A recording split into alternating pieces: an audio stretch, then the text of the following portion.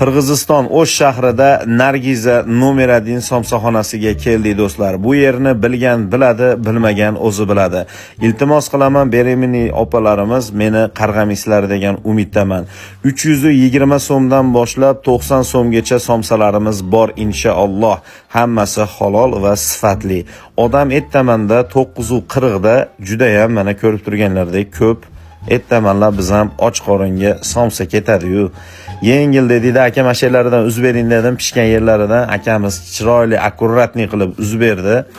Bu yerda hamma joyini yomonlaydi, boshqa qiladi, lekin baribir bekinib bo'lsa ham, uyiga saboy bo'lsa ham mashadan oladi. Ishonaveringlar. Inshaalloh tarelkaga joylashib oldi somsalar va ichkariga qarab do'stim oldiga olib bordim. Do'stim ko'k choydan quyin dedi. Mana bismillah deb oshnamga qo'lda chiroyli qilib uzatdik.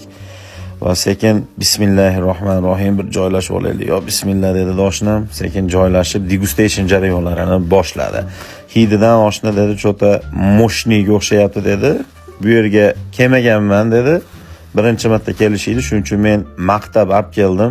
Ichidagi so'klarini qaranglar, jigarlar. Bay, ketadi-yu, piyoz bilan jigarim.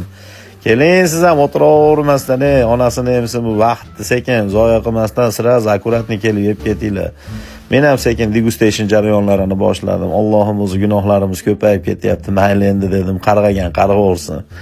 Mo'soqni qaranglar, sho'rvani ichiga sho'rva quyibman. Subhanalloh. Bunaqasi ham kamdan kam jigarlar. Yengil enaki mana degustationni qarang. Go'shtlar bor-u, prosta tushonkada shipillab kirib ketyapti, bor o'zinglar. Allohim o'zing kechirganimiz gunohlarimiz ko'payib ketyapti deb sekin duoda qildik. Alloh o'ziga omonat deb ketdi yana.